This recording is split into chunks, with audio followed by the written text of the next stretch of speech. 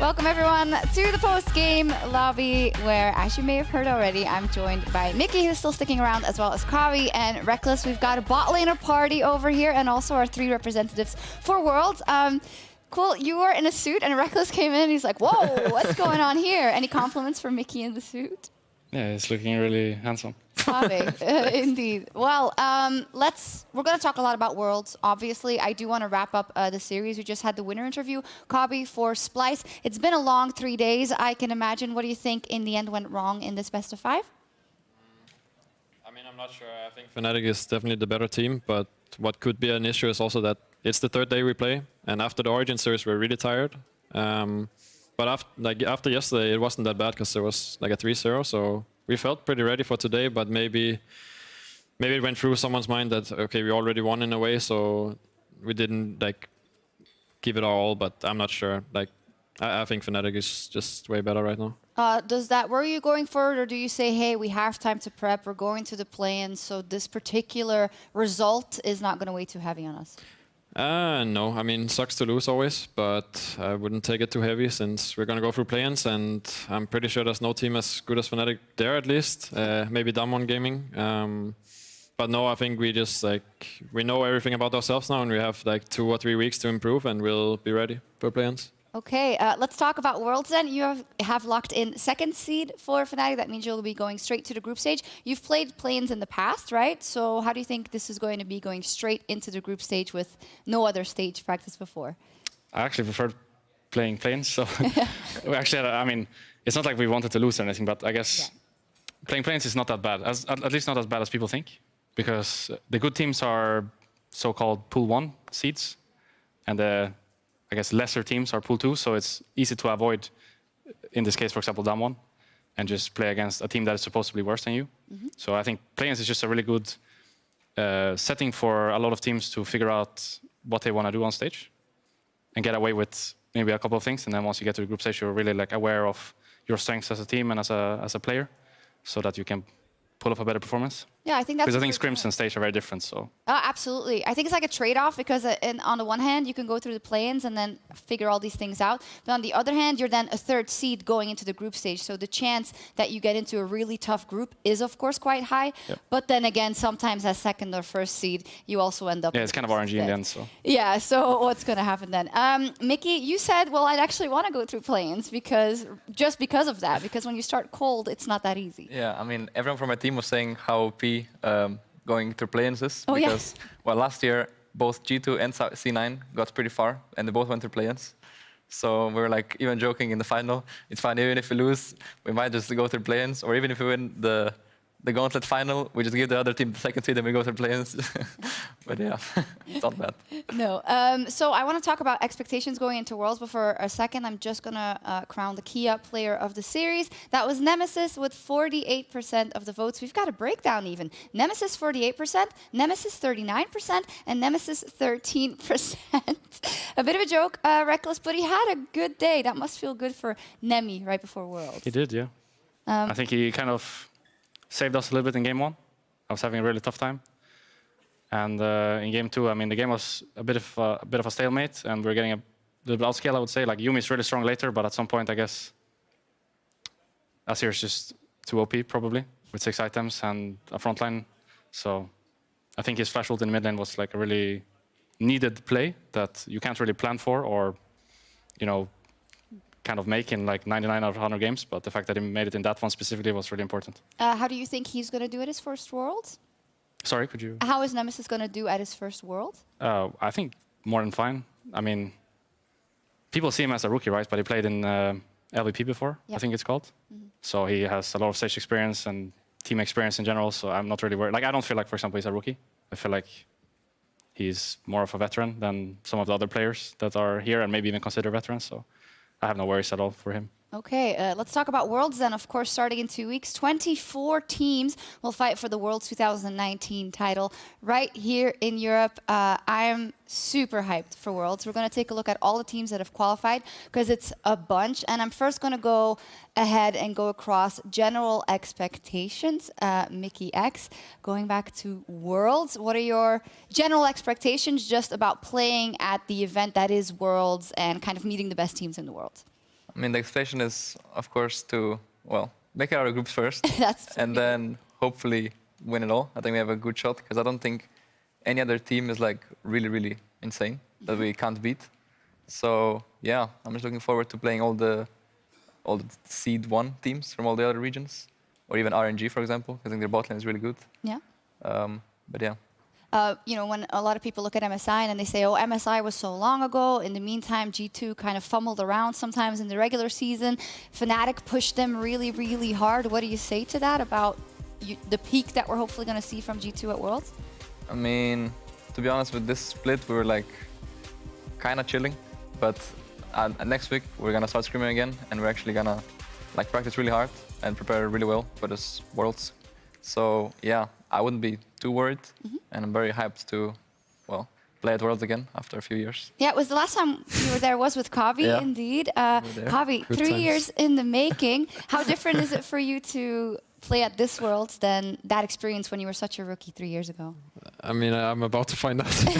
But I mean, we need to go through plans first. It's not something you can just look totally over. But this time, I feel more ready, I would say. Back then, I didn't really feel ready to play at Worlds because it was like my first year, and when we got to play against the Chinese bot lanes, there was some unexpected things there that we got to learn, and we're like, okay, we have to play like this. But yeah, I'm just excited to try again because I think I improved so much since then that to see if I'm like able to stand up with like most other teams or even be better. So yeah, I'm just excited to play other regions. Yeah, a lot of people always say when we look at Europe, Splyce is so different from G2 and Fnatic because G2 and Fnatic play at such an excruciating tempo and play so fast in the early game as well. However, we've seen that you guys can do that. What do you think will kind of be the strategy or the Splyce that we're going to see at Worlds? I mean, I think we just have to play with confidence. That's the biggest thing. Like you saw yesterday against Schalke, when the thing is we're doing these things like in game 2 where we won in like 23 minutes. Like we're doing these things in scrims a lot, and stage games tend to be different. And we always have a plan B, which is just farm for some items. And usually we have good champions that does well with like a lot of farm. But yeah, I think that's not like the style we're looking to play. Like we want to go aggressive in the early game, and we worked for a long, long time on our mid game, which I think has gotten a lot better. So it's not like we're just gonna do nothing. Like we're gonna get out there and try our best. Yeah, I mean, if we look at the learning curve of Splyce throughout the year, you've only gotten better. There was this hiccup, of course, in playoffs, but now you're here and you're going to Worlds. Reckless, I see you eyeing this graphic and all of the teams. Who do you have your eye on to play against, or maybe for the whole thing? I would like to play against FPX. I really respect teams that have their own ideas and don't just go with the flow, like what everyone else is doing. And I feel like FPX is one of those teams that just like play whatever they want, especially in the mid lane. So I would really like to see it for myself, because I'm sure I can learn a thing or two. Obviously, I don't really want them in my group, but yeah, I think just scrimming in general against like other regions and stuff at Worlds would just be a really good learning experience. It's something that's, I think, incredibly underrated. Yeah. For teams and players that get to play at international tournaments. Like everyone always just looks at the results of the actual tournament, right? But behind the scenes, we're scrimming every day against these guys, and we get to learn so many things that we can usually like take with us for the next year and make you just like a straight up better player or a straight up better team. So even if like the tournament doesn't always go the best for, I mean, every team other than one, there's just so much things you can learn from teams like FPX, for example. You say other than one, but you made the final. I mean, yeah, but it was still a failure, right? I mean, there you go. I know that you look at it that way, which of course it is, logically, but you still fought hard to get to that final. I want to know how you step on to this stage, because you've gone through so much already with this team, and then the final is in the back pocket. Now these emotional 5 games versus G2 twice. What Reckless are we going to see at Worlds? I mean, I think I'm a good player, so I should be fine in that regard, but it always just depends on the group you get. Like, for example, last year, I think we were quite lucky with the group we got. In 2017, we were quite lucky as well, because we came in as a 3rd seed, and I think we got like the NA 2nd seed and Gigabyte Marines as well. We made it out of that group, for example. Still have to win 5 games in a row. Sure, right, but it's like, in the end, I feel like, as I said earlier, like it's really RNG if you get a good group or not. And if you do get a good group and get out of groups, then I think, honestly, anything can happen. It's a best of 5 setting. You go to a different city, the pressure is on, you know, it's like really really a different kind of game that you have to play than the best of ones that we're going to have here in Berlin. So, In terms of form and like mentality? I mean, we're going in to win, of course. Same as every year that we play at Worlds, we go there to win. Sometimes maybe we say it a little bit too much, but I think it's a very needed confidence that all teams should honestly have. That go into a tournament like this, I feel like if you go there not to win, then you're kind of like not being fair to yourself, I would say. Yeah. Because we all work really hard to get where we are. And also, I think you don't represent your region well enough. Like, there's a lot of pride in every region, right? And you want to represent them as well as possible. So I think every team should just go in to win. And it shouldn't be like a question about being there to get second or third or fourth, whatever. Just go there to win, and if you don't, then it's a failure. I think you should see it that way. I also think with kind of how everything has happened in the last year and a half, with you guys getting to the final, IG winning, G2 winning MSI, LCK not doing too well, it feels like everything is very open, Kabi. Do you share that sentiment, or do you still think, no, for me, there's still 3-4 favorites and it's going to be really hard to beat them? I mean, I guess it's a bit more open. The difference is just that EU is actually a favorite. In that we have 2 extremely good teams and one with room to surprise, I would say. Yeah. I still think China looks extremely strong, like all of their teams basically, stronger than Korea. So yeah, I would say it's pretty open. I think both LPL and EU can win. I like that you didn't say LCK because, of course, SKT's back. Maybe SKT, that would be the only team. Is that the consensus? Because, of course, we're waiting for kind of that return to success for the LCK, and now they have Damwon and Griffin and also SKT with some rookies in it. What's the feeling of how they're going to perform as a region, Kabi? LCK? Yeah. I mean, I think they're not gonna... It's also meta-dependent because whenever I watch LCK, it looks more like Splyce games than it looks like G2 games, for example. And I think it's just gonna be hard for them to keep up with, like, if they go into one of the top Chinese teams, for example. Or since G2 and Fnatic are playing this kind of style as well.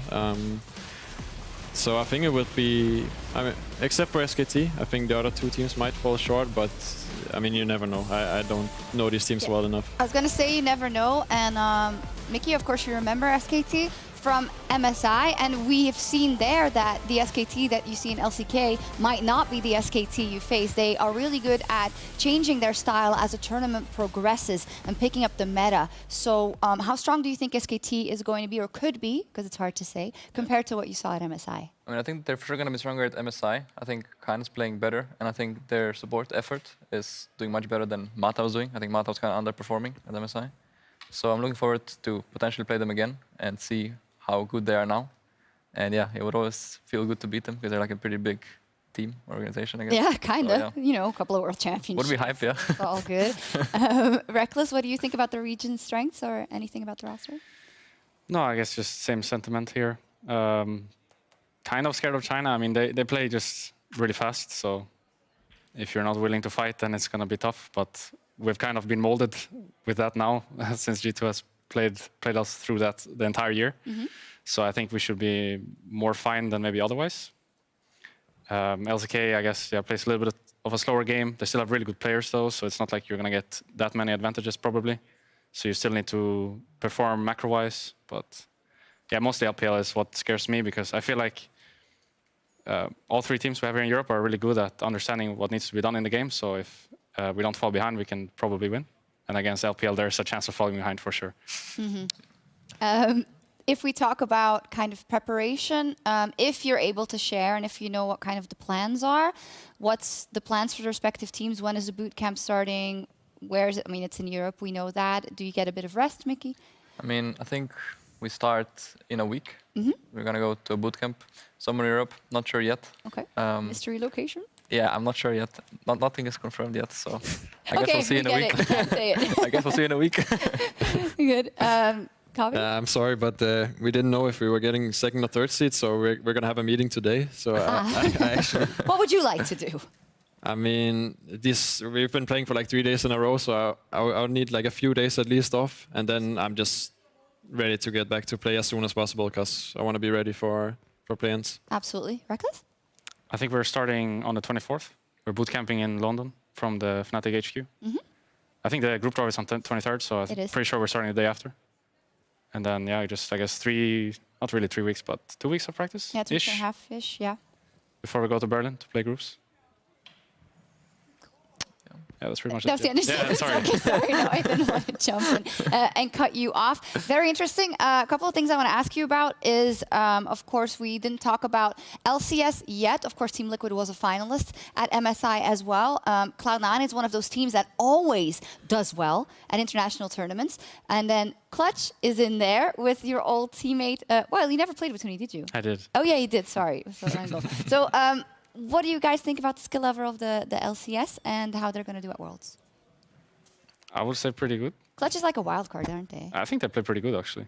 Yeah. They play really aggressive. I like that. I'm not sure about Cloud9. They always went through play-ins, right? And as a third seed, so it's a bit of a new setting for them. Maybe the secret, Yeah, they need that practice. secret for them was actually play-ins, and now they don't have it. I don't know, but honestly, I think all teams there are more than okay. Like, I know that people really want us to like trash talk them, I don't. and they want to trash talk us, but in the end, I think they're like really fine. I almost feel like there's more of a, now that kind of LCK has gone down a little bit and both NA and EU are doing well, it's kind of subsided a little bit. I'm not going to say on Reddit or whatever, but I mean, at least from expectation, just supportive of each other and hope for the best for the West, although it's still definitely EU and NA. There we go. Mickey, is there anything you want to say about G2 going into Worlds? You already said, well, hey, we're going for the win, but you know, there's Vietnamese teams that could get wins off you in the group stage and whatnot. I think group stage might be the toughest one because in best of ones, anything could happen, and hopefully we don't get a Vietnamese team. They might be rough, and also Griffin in best of ones is pretty good compared to best of fives.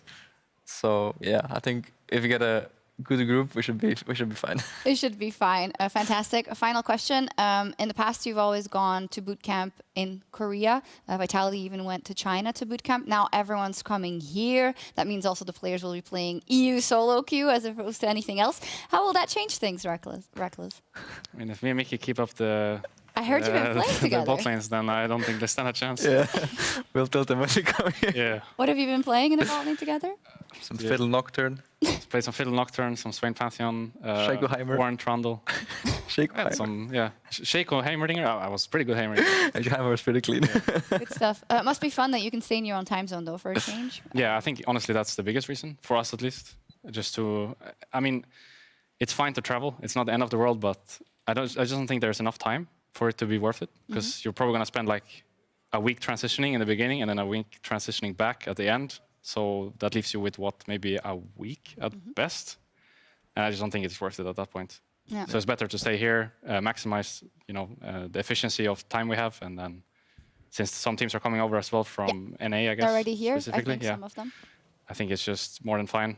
Maybe it's like people said, there's going to be different metas at Worlds, with the East having one and the West having one, but I honestly don't think it's going to be that bad. I think it's just people are going to play the game they think is the right way. And maybe it's a little bit different, but I don't think it will be like we play a certain set of champions and they play another certain set. It's more like maybe we play more for, I mean, it's just whatever you find like most efficient in the game. Yeah. Mickey or Kobi, do you have an opinion on that, on the possibility of those two different metas? Not sure. I mean, I didn't play against other regions for a long time, so I'm not really sure what to expect. But yeah, again, I haven't really been following the past two patches since we've been stuck on this 9.16 patch for a long time. So I need to go home and make some work and figure out what we're gonna do. So I'm not too sure. Yeah, I mean, I think so. LCK has been playing a bit slower, like usually in their own region. But we saw at the Rift Rivals when they were playing LPL, they were starting to play a bit differently. So they could just kind of start playing different as well at Worlds. But yeah, I guess we'll have to wait and see. Yeah, we'll have to wait and see. Well, thank you so much for joining me, especially Reckless and Kobe. I know it's been some long weeks. You guys, well, of course, you played the final as well in Athens. Thank you so much. The best of luck to Fnatic, to Splyce, and to G2 Esports at Worlds. Can't wait. Going to be super exciting. For us here, we'll soon be starting our rebroadcast of tonight's series. But first, you can join us for a look back on the first ever LEC season. For that, I'm going to leave my guests behind, so someone will take care of you, hopefully. And we're going to take you to a new location because, well, this has been a very, very important year for us at the LEC. Yes, they're still sitting because it was the first year of the LEC. After so many years of the EU LCS and the NA LCS, we now have that new brand, that new name, and everything that came with it. And let me tell you, we were quite nervous. We were actually very nervous for that to happen, because right now, for the first time, we had our own identity and we wanted to carve that out. And we had all these crazy ideas. And, you know, VODS came to us and said, I want to do Flexius, I want to do Schwerius, I want to do all of that. And we said, that's fine. Give it a try, because that is what the LEC was all about. And we're really happy that you followed us for this entire year, and hopefully that you've enjoyed our content. So we didn't just want to say goodbye at the last day of the regional qualifier and just leave it at that. No. In fact, we wanted to look back at some of our favorite moments of the year so far, of the season, not only when it comes to content, but also when it comes to the teams and the players that have made our league so interesting this year. And for that, it's just not going to be me. I'm going to walk around, you know, the whole studio with the camera. Don't worry, I almost said enough. No, I'll be joined by some of my colleagues from this year, and very poetically, it is Trevor and I, who've been there from the start. You know us, we're the oldies, but also two members who have just joined the broadcast this year. I'm out of breath. Hello. Hey. Hi. Welcome to our new setup here. This is awesome. I'm gonna break a little bit of the illusion. It was hilarious watching you walk in with 5 people shuffling in front of you. The light, the camera, the cord. The walk in those heels, though. That was Super impressive. So, to be clear, like, I was going to do the PGL with the Worlds representative, so I prepped for that, and then I forgot that I had this long walk, but I think it's fine. It wasn't probably a bit too emo. It was all good, all good. Well, we're here to talk about everything this year, and I do want to start with plays and players in general, because we've had some new players, we've had some old players coming back, and overall a very interesting league. Ender, maybe you want to start with some of the plays or players that have impressed you this year. Yeah, I mean, I think the first one we all remember is that Vander Tarek ult, the I'm so good, right? It's like... It's also super cool when you think of the context that Vander came back into the LEC from the Ultra Liga, you know, sort of like promoted into that spot. And Vander's a guy that I've actually been friends with for many, many years. I distinctly remember going to IEM Katowice with him and the old Rockat crew and whatnot. And it's just great to see some of the legacy names of EU coming back to the stage. It was great to see some legacy names like, you know, Gorilla and Soaz and Febevin. Why you gotta do him like Why that, do you gotta man? do him like that? Didn't last, but it's one of the things is like when you think back, right? It's been a crazy, crazy year for rosters, for players, for teams. I think it's just kind of like a perfect microcosm of Europe in general. And I think kind of like the next chapter of League in general, that you're seeing it all over the world, the fact that LCK is bringing SKT and then 2 like brand new teams. Same thing can be said for Europe. It's combining the legendary with the next generation. And I know it sounds super corny, but that's kind of like what we've all been working for and the whole point of it, which is to be a generational sport. And it feels like we're finally seeing kind of the next turning of that page into the next generation. Yeah, and now with long-term partnership and that sort of stuff, it's like those new teams are just going to become the old teams. They're going to become like the teams that everyone knows and loves, like with Rogue and Excel coming in this year. Like those teams jumped out, you know, they had a rough start, but now they really stepped up in summer, and we're going to be with them for a long time. I was going to bring that up as well, the fact that we always talk about G2 and Fnatic and now Splyce because they're going to Worlds, but that academy system and the ERL leagues have really given us, again, so many rogue rookies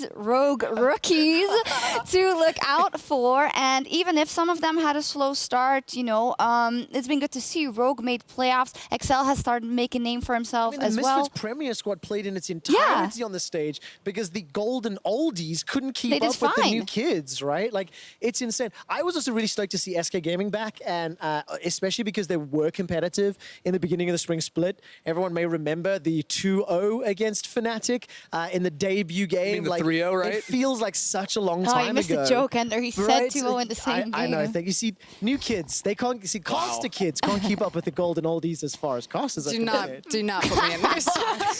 I mean, Shots, you know, you were there with me back in Cologne watching the original the SK Fnatic rosters and seeing them come back. That was El Clasico. El Clasico, yeah. Sorry. But also then seeing, you know, XL and Rogue stepping up and actually finding ways to be competitive. Yes, they weren't competing for the top of the table, but they were making people work. And, you know, in summer, Rogue went from 10th in spring to 4th in summer. It's a phenomenal improvement. Yeah, I also thought it's interesting. You mentioned, these rookies coming in. Hearing the conversation on PGL where Reckless was like, Nemesis doesn't feel like a rookie, after playing in like those huge leagues like the LVP. They have incredible stadiums that they do their finals in, then go have their own like mini international tournament with EU Masters. So these players that are coming in also have tons of experience, and it just is going to continue to level up our league in the years to come. Part of what has made the LPL so strong was its secondary league, which is now turned into the developmental league. So it was the LSPL, now the LDL.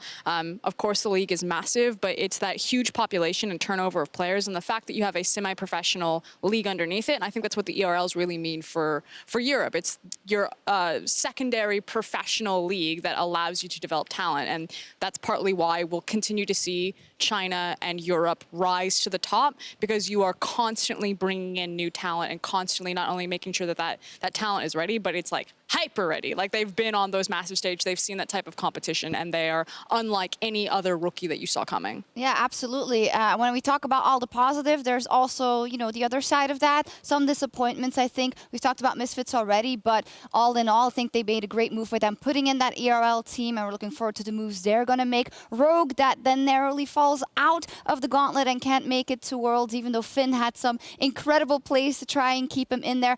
Upset, which for me is such a heartbreaker again not at Worlds. I can't remember who we were talking to yesterday. Maybe it was Yumata who said he is going to get there. He's just going to need some time. I think Gilius made a huge statement saying he thinks he might be, at some point in the future, the best bot laner in Europe. Yeah. But he needs time, needs some experience, needs some teammates around him that aren't going to fall short at the final hurdle. What are you calling which out has there? happened multiple times, right?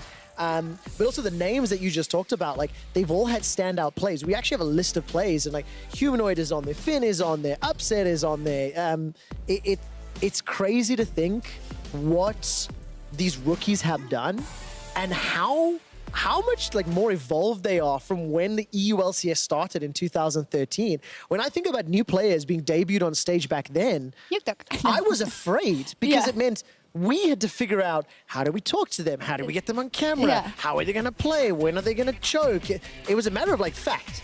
Now these guys rock up, and it's a whole of the world, it's a whole of the board game. Can we just call that out? Can you do an interview for the first time ever? And they're all so great. I think in that all the teams have leveled up as well. Can we meander a little bit and talk about the teams that we're going to see at Worlds? Because we're seeing some highlights also from, I don't know if it's Splyce doing well or the Misfits. Was this? Oh no, it's Humanoid doing well. Humanoid right doing well. Fantastic. How do we feel Splyce is going to do at Worlds? I mean, so if you'd asked me that in week 9, I would have been like, wow, this team looks really good going in. I think we all sort of had our fair share of doubts with their series against Rogue and then the series against Origin on Friday. I got a lot more faith personally with their series yesterday. And I just think right now we've gotten so spoiled by Fnatic and G2. We're sending those teams in. We're like, oh my God, like they could potentially go all the way, right? And I think that any other year you talk to me about Splyce, I'm like, this team looks really good going into Worlds. In 2019, if you ask me, I'm like, I don't know. I think that there's a sentiment that Could have after said that watching in 2 words. No, I'm just kidding. that after watching G2 versus Fnatic, a lot of people are kind of pulling the rug out from underneath Europe heading to the World Championship. And I'm not thinking that it's going to be like a complete blowout, that Europe are like head and shoulders stronger. But I do think it is slightly disingenuous just because of the nature of the playstyle, which when you look at someone like Splyce, like if you had a final that looked like today, Fnatic versus Splyce, the sentiment and the tone around Fnatic would be so much different, I think, and so much more positive for Europe, because you can truly see how big that gap is that Ender is talking about. But the nature of those playstyles is that if you take a team like G2 or Fnatic and you drop them into an LPL game, an LCK game, an NALCS game, like whoever it happens to be, you don't get to be like, yo, time out, brah. I don't want to fight you right now. Like, let's play it slow and controlled. And that's not to try to erase over or not say that mistakes weren't made. Like, sometimes they fight for the wrong reasons. Sometimes they're not fighting for anything. And sometimes they mess up those fights. But the nature of that style, and I saw it all the time in China, people would try to put the LPL teams down because they just don't understand. And it looks so messy. Be like, it's a fiesta. It's like, yeah, but when you're in the fiesta, you got to dance. And you better make sure that you have the right steps, because you don't get the time out. I love that. The thing that I find amazing is that G2 taught Fnatic to dance, because we go back to Spring Split, we got like the match of the century, we're getting getting super hyped. Fnatic bounce back from an awful start to the spring split, and then they start finding their groove. They make it all the way to third. They come back in summer, and all of a sudden, this team is just doubling down and getting better and better and better. And I think of every single Fnatic G2 match that we have had in the summer split, and they are wearing some blue suede shoes, and they are willing to throw down. Is it the cleanest, most beautiful League of Legends? No. But is it a style that can win you games? Is it a style that can win you tournaments? Yes. And I'm going to go back to the original question that you asked, like, what do we think of Splyce? I'm very interested to see how Splyce are going to match up against some of the other teams. Like Cobby just said in PGL, I watch SKT and their games look more like Splyce and not like G2 Fnatic. Like, what if Splyce are good enough to beat SKT? What if they end up and they have a slow, methodical style and they happen to do it? Now, I'm not going to say that they will, right? Hey. I need to see what happens in play-ins. Don't worry, it'll get cut out, and on And then Reddit, be it's going to be like, yeah. But it's Front just, page. I mean, imagine that the gap between Fnatic and G2 is the same distance to the rest of the world, and Splyce are up there in the top 6, top 8, top 10. Like, it's what we're going to find out, right? Yeah, true. What I was going to say is that kind of on that point, I do think that having a team like Splyce that have kind of core fundamentals and that consistency in the fundamentals that they play doesn't inherently make them weaker for an international stage. I think that this series, though, they were trying to deny too much from Fnatic, and I just wish that Splyce would play their game, because you throw the same punch every single time, and it lands every single time. It won't always knock out the big teams like the SKTs, but I think it's good enough to make Splyce proud at Worlds, and I'm not afraid to send these 3 teams as the representatives. I'm happy it was Splyce. It should have been. They were consistent all year, and just because recency bias looks at their best of 5s and people are ready to write them off, that they're trash, that they won't do it, I think that they will surprise people, and they're going to get a lot farther than people think. Yeah, and I think also Europe kind of has a history of doing that. You know, the H2K that got to the semifinals. Doesn't matter to draw. You need a bit of luck to draw. You win the games in front of you. Yeah, okay? you win the games in front of you. They make semifinals fair and square. Let me ask you about this, because everyone always says, like, well, if you can't beat those teams, then you don't deserve to win anyway. That is not true, because not all championships are created equal, Correct. right? And not all, and of course, ideally, you do beat the best, but if not, you'll get knocked out versus And them anyway. G2 are the MSI champions after taking down Team Liquid. Yeah. Team Liquid Okay. denied Whoa. G2 esports No. the ability to defeat IG in a BO5. Okay, G2 are the MSI champions because they beat SKT in a best of 5. We don't Not have to the bring that back finals, up. right? But that Yeah, was a yeah. given. We knew that was going to happen. IG was the real threat that tournament. So, no, but it's just, fighting. it's Oh, just it's boy. amazing. It's Stop, like, Dad, stop!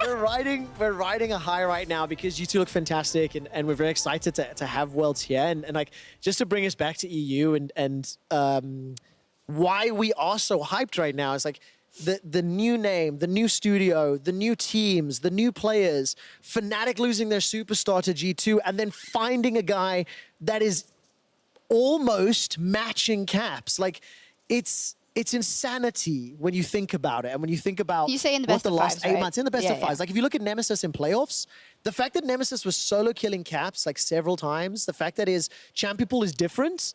It's not the same style of play, but holy crap, is it almost as impactful?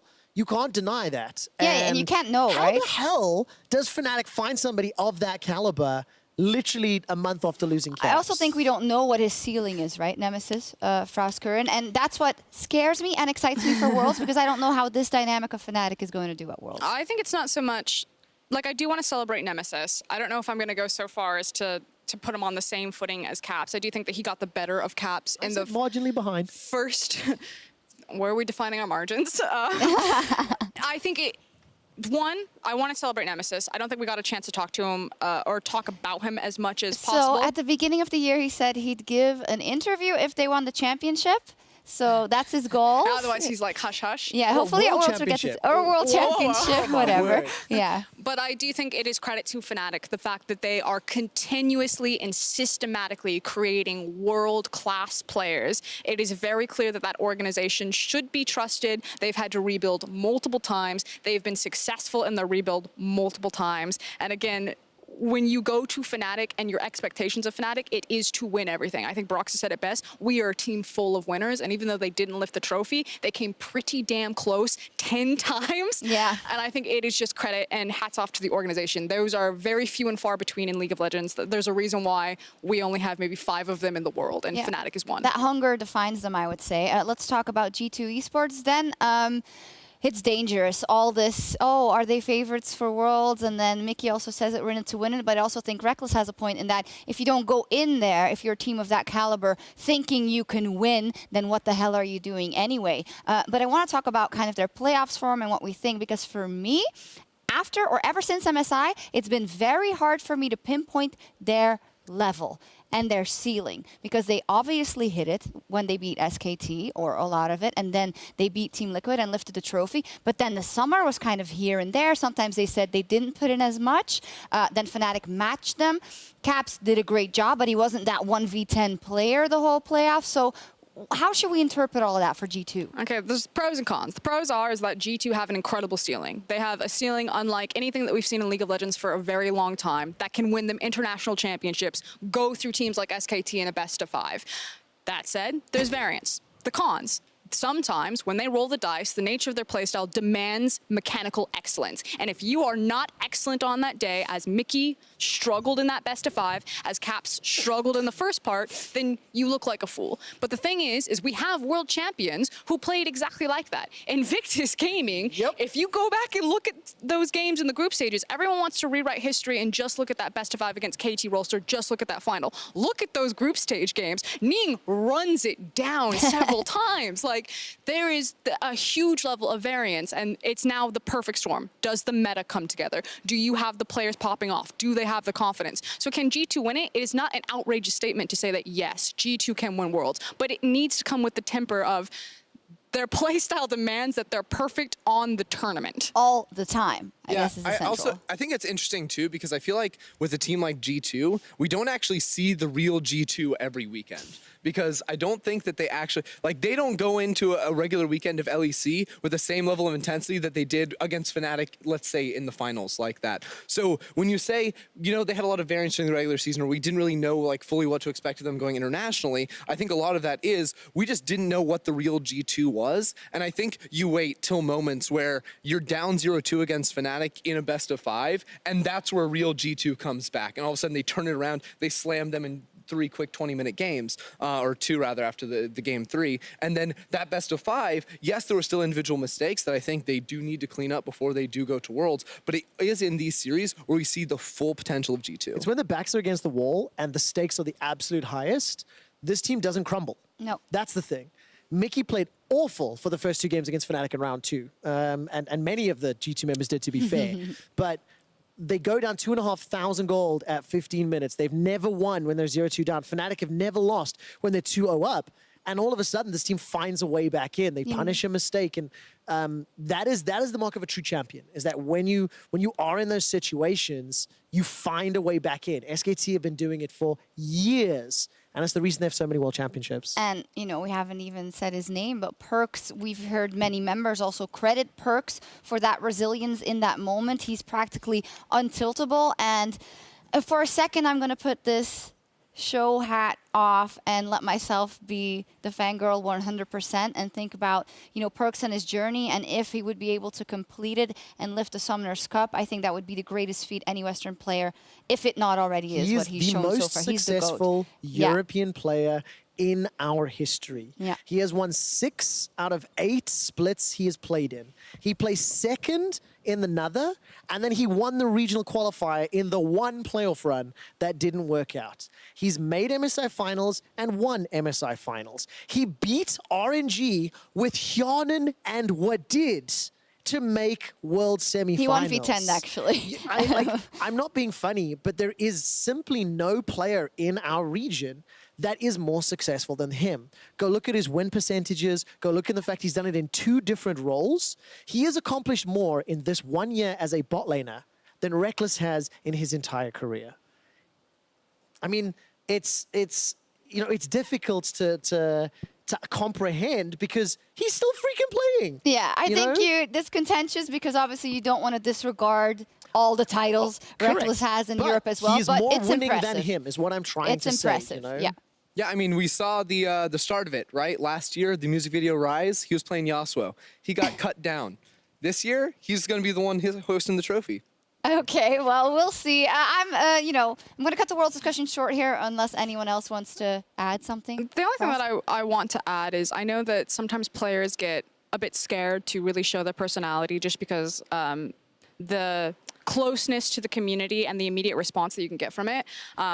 I absolutely love that Perks talk shit. I love a trash talker. I love a player that's confident enough to tell you that he's going to beat you and then slam you doing it. And like we can say, you know, go on for days about how talented he is as a player, his trophy case behind him. But the things that I truly love about G2 and Perks is that they'll let you know that they're going to absolutely dumpster you before they do it. And that's something that sports needs. And that's something that should be celebrated and not shut down. So Perks, keep talking shit. Yeah, definitely. I mean, I love it. And, you know, when they don't win, they just take it. They make more memes. It doesn't matter. So I love it. Good job there on G2. And actually, good job on all 3 teams going to Worlds and all teams in our LEC this year. I do want to move on in just a little bit and talk about the broadcast. Talk about, I was saying it in my strut over to the couch, but things have changed, Trevor. After so many years of the same, it was different. It was, and for any of our longtime viewers, please go back and watch the very last PGL of 2018 EULCS. You and I knew that the name would be changing. We sat on the stage in the director's chairs. We invited all the fans up, and we were very careful with our language. For the last time, the EULCS. People were like, where are they going? As a goodbye to EU, and yeah. It wasn't picked up by too many people, but it was a good way to say goodbye. They thought you were quitting or something. That's what they thought we both were, actually. Yeah. But then you look forward to this year, and we've got a rebrand. We've got brand new faces in a permanent capacity. Of course, Ender was with us in summer last year, and Frost joined this year. We've got new teams. We have new content ideas. ReadyCheck and PGL become their own things. We have the craziest caster ads. We invent a freaking VODS expanded cinematic universe, which the amazing thing about that is VODS came up with 1 or 2 ideas initially, and they were so successful and we laughed so much that the rest of the broadcast team were coming in on a nearly weekly basis going, I've got another cousin to pitch. I've got another idea. It got to the point that we actually had to have a sit down and be like, can we stop with the VODS characters? Yeah, like, stop. We love it, it's fun, but seriously, we're hitting maximum VODosity. VODosity. But it's really cool, and it feels really, really great that the team has had so much faith and trust, and the fans at home are supporting us with their views and their likes, and we get to do it more. Yeah, I agree. I think the kind of slogan is every idea has merit. We'll try it. And for you at home, I know you're saying, I really hated this or this or this or this. We know. Sometimes we go overboard, but you got to do that to find the gems. So I'm going to ask you what your favorite broadcast moments were from this year. Ender. I mean, actually, you can go, but I think that all the stuff you pulled was absolutely hilarious. You bring like a sort of humor that might be like foreign to a lot of people that are watching and kind of new, but it's the best way to so describe good. it is probably just weird champ. But hold on. I'm gonna let you finish in a moment, but we actually need to give a lot of praise because Ender's one of our like mainstream comedic writers. Yeah. A lot of the funny segments and a lot of the jokes like come from you and from your brain, and you've got such a wit with it, which is why I think like things like LEC Update and Between Two Ivans are so successful. So The thing is, Ender is actually like the personification of Twitch chat. He's like that core so demographic. true. It is so absolutely true. So if Ender ever comes down, like he's always a soundboard, we'll turn and be like, Ender, what do you think of this idea? And he'll like, we know if Twitch chat will like it depending on Ender's reaction to it. Now you're allowed to We're answer not the giving you question. too much power, chat. Erase that. I do speak in like poggers and PogChamp. He so does. It's feels really bad, man, all that stuff. embarrassing. He's like exactly like that in real life. But what's your favorite moment? My Eddie? favorite moment. Endy. Okay, my favorite moment. Honestly, I love doing LEC Update. Me too. I'm so that was, glad you straight said up it. Good job. Good job. We're the best. It's so much fun. Yeah. From like writing those segments, and like the first time we did it, it was so different. Everyone was like, what? Yeah. And I still remember we were panicking because the cameras were like just barely off before that first run. So like 2 minutes left on the clock. We're freaking out on the desk, like wondering if we can even do this thing. But then like the lights rolled, and then we just got in the groove. So much we fun. roasted some teams. It was great. Oh, we even have an intro. Big kudos to you because Ender did write most, if not all, of it. So You had some it's jokes in there. That I'll is give you that. something important to know. LEC Update's done live. Yes. Obviously, some of our stuff is like pre-recorded, but just so people know at home, it's for a different energy and a different feel. Like when we do it live versus when we do pre-recorded things, you seem to kind of like ride the high a little bit, but making sure that they hit their camera angles correctly is very impressive because it goes very fast. It's a very different setup from the show. Normally we don't have look to be deadpan directly at the whole camera. time. That didn't work today. They don't get I a laughed chance. so They don't get a many chance to times. laugh or smile because the moment you break character, you are screwed. It's so hard to get I back do on love track. it though on And then you SNL update as well sprint. though when they smile. But yeah. Andrew like rips off his suit, your news anchor suit, and then you like sprint back over Sprint, to the and then 16 put on wall. the like horse thing today. Yeah, no, that's the best. I had to put on the horse thing. But the best or the funniest thing about LEC update for me is it's literally the only time you will ever find me wearing a suit. Like literally the only Bomber time. That's the jacket only central. segment. Otherwise, it's just bomber jackets all the time. By the Yeah. way, did we actually play the video of us dancing after we won MSI yet? I don't know if we Because can't see it. The so actual I don't setup know. that Ifya was going for when she said, "What's your favorite moment?" He was meant to say, "I remember the dance," but he didn't because he's useless. Are you remember see the it there, dance. or- If we can Oh, get the it's video, playing now, but we can't it's see playing. it. Watch Ender dance. Like he busts a move. And so embarrassing. I look like Leonardo DiCaprio in the I look Wolf like of Wall Theresa Street. May. It's awful. You look like Leonardo The dance, DiCaprio. nice. Is that, oh, okay. Genuinely, Is that what you genuinely, just I said? watched his dance and I tried to copy his I think moves. you're very handsome, That's what I should have Trevor. said. Just Listen, knowing. Jack Nicholson. The Joker's sitting here, right? Sit back, Leonardo. What is that? Honestly, you look great for someone who's 50 years old. Thank you so much. I know. Especially in the pool. Frosk, your favorite broadcast moment. Also, by the way, Frost comes over. We're just gonna let that one slide. Frost comes over, and you get dropped into this craziness, like all these ideas constantly. You're probably like, I actually want to analyze, which has also been a criticism. Sorry about that.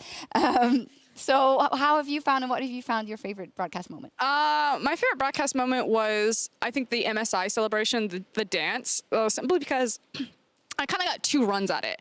After LPL won MSI, unfortunately, you're not dealing with the most resources over on the LPL secondary English broadcast, and I just remember being like, there's so many things that I want to do because this is a moment that literally does not happen like ever unless you're in the LCK.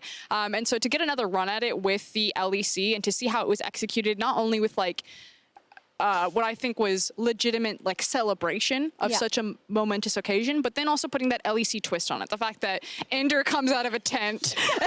Why not? Forgot about the tent. Oh, to start with, we all started in that tent. Yeah. There was like during the rehearsal, That may have been my idea. I remember pushing was it an forward at the awful time. idea. It was so funny. Every single caster inside the tent. fit in the tent. And at one point I did fart. It was awful, but behind the scenes stories that you don't get to see. And like, Or you we're can very check out my close. YouTube channel. You can actually see everything that happens in that tent. Hashtag Oh, sellout. And also my masterful Twitter. plug. Nicely done, Masterful nicely done. plug. Yeah, Trevor. I actually have a lot of special moments, and I think one of the things I want to do before we get to those is just give a shout out to the production team that allowed the special moments to happen. Something that I don't see enough in socials and on Twitter and Reddit and Facebook is an acknowledgement to the entire team behind the camera. To the producers, to our publishing team that give us money to put Dracos in a bathtub with Peke, to give a stylist shoot with Splyce and Frosk, to put him in a tent, and it's been an exceptional year. It's a year that I think our entire office and our entire broadcast team and production team and everybody is happy with. And it's something that without them pushing us and making it better and giving us permission to do it, the exciting thing about the cast ad, just as the last anecdote, was No, go ahead. the first time they were pitched, the managers, the producers in the room were like, so Dracos is in a suit in the bath and this is funny? And we're going, Yes. and they're like, really? And we're going, okay, but it's your head on the line. The reception is so strong, they came back less than like a couple days later and said, can we do more? What if we wanted to do 8 videos? We want to do them like all along. And every single thing that's been successful and that has been picked up and appreciated by the community has given more credence for us to do it again. And it's probably the thing that I'm going to remember the most about this year. Yeah, definitely. I don't want to go too far in this, but EU production memes and stuff, it takes a lot to turn memes around, whatever they may be. And I think we've talked about this before, Trevor, but that hit us all, us in front of the camera, but everyone behind the camera very hard, because we knew we wanted to do better for everyone that was watching. So it's just so so cool that hopefully everyone is happy. That's at least the sentiment I've seen on social. And it doesn't mean it can definitely still improve. Absolutely. But it's been a good year. How about a pleasant surprise that none of us would expect? Yeah. The love from fans for Medivedi. Because let's be honest, if we were to have made bets at the beginning of the year that Medivedi style, I wanted to use the word cringe, but I changed it. Medivedi intros would be a thing that would be celebrated, appreciated, that you two both have opted into in tricasts with Medivedi and had fun with. Like, I'm Well, usually surprised. they just left me out, so I don't know what you're talking about. Hang on. I think we're going to watch one. Are you ready, Frosk? Aye, aye, Captain. I can't hear you. Aye, aye, Captain. Who's your favorite casters in the LEC? Mary, very. They're dashing, they're funny, they're singing for free. Mary, very. If this euphoria isn't your dream, Mary, very. We need your affection, so don't mute the stream. Mary, very. it's very time. Let's go, I League of absolutely love it. Legends. Like, I absolutely love it. I die inside every time I watch it, but I still love it. And it's great to see how both of the two of them have also grown over the course of the year. You know, we've got the four of us sitting here at home, or the rest of them at home. And Vedius, his growth as a color caster has been fantastic. And for Medic, his first ever final, first ever road show. And he absolutely nailed it in Athens. He did make me laugh, though. We got back to the office on Wednesday, and he said, Trev, you didn't warn me. I was like, what? And he goes, well, after that series, after games like that, what's the point of life anymore? You know, like I know. everything's downhill. And I laughed so much because he was prepping for OG Splyce, and we knew what it was going to be like. That was a shaping great it. 5-game Yeah, series. it's really cool, and I'm super stoked. And we haven't talked about Dracos yet, but he's also a big proponent in the content we do. And I'm proud of the team. I'm proud of the production squad. I'm proud of the cringe. It's awesome. Weaponized cringe. What was it? Weaponized cringe. That was the single best Reddit comment that describes everything. And I think, I don't know, it's cool that we know that we're trying to do our best. It's not particularly for, not everything is for everyone. Yes, exactly. And that's fine. I'm remembering a Reddit comment that called Vedius a shit goblin. A what? A what? Oh, Frosco. Can you say that You again? were really dragging that. Are you allowed to say that? Vedius and I laughed about it for at least 45 minutes. Whoever made that comment, thank you so much. It brings joy to my life. Expletive golem. Oh, I Yes. see. Yes. Well, he does laugh at it. You see? There we go. Now But we've we got never read Reddit, guys. Just kidding. Yeah, I think we're gonna close it off then for now, unless anyone else That's the wants to high. drop another F-bomb or an S-bomb. I have one last thing. I Yeah. know I have been a little bit like bigger picture and grandiose, but just a shout out to everybody at home that actually tuned in, that watched, that you know, gave us thoughts and feedback, everybody that reacted to the crazy things that we did, that appreciated the serious things that we did. We took a lot of bold calls and brave choices this year, and it's resonated. And you know, without everybody watching at home, wouldn't be able to do it. That's true. I promise not to get emotional, but this has been our last LEC show of the year of 2019. Of course, Worlds is on the horizon, and it is in Europe, so you're going to be seeing a lot of us. But at least symbolically, this will be the last show we have done for the LEC in 2019. So I want to thank my guests for reminiscing about the year that has been. And all we can do is look forward to Worlds and also already to LEC 2020. We can hardly wait. Thank you so much for your support this year, and yeah, we'll see you in a few weeks. Ready.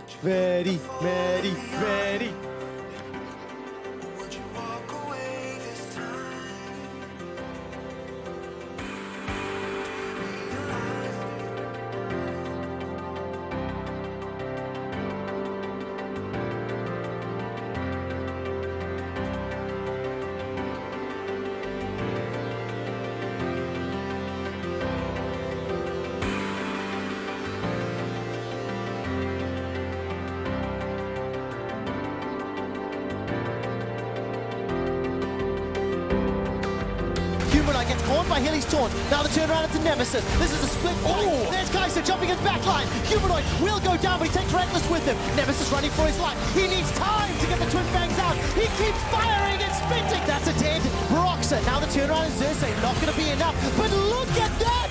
Nemesis is melting Splyce. He's already got 2. Flash is available to him if he wants to chase. And he does. Twin Fang of the Twin Fnatic will take game 1 in this series. Started with Cassiopeia. Very highly recommended. As Nemesis flashes forward, gets the petrifying gaze, and Splyce are absolutely obliterated. Paranoid's buying some time. There was a recall as Colby's looking to stop it down. All of a sudden, Humanoid is out. Cersei's in the pit, and Cersei's down. Baron is secured by the cat of Hylissang. Nemesis will go golden for now. The rest of Fnatic rock up, and they will take the series 2-0 for now, and are 1 win away from guaranteeing the group stage. Just in terms of CS, that full wave gets pushed into spot lane. Oh my word! Absolutely everything in the kitchen sink thrown at Colby and Norskeren. Absolutely the case, and Splyce, third best team, looking like the 3rd seed at Worlds. They will get engaged on, take out Hylissang for now, haven't yet lost a member. Finally, Norskeren goes down. The attention turns to Humanoid, who is popped, and Fnatic book their ticket to the group stage at Worlds, while Splyce are joining the playoffs.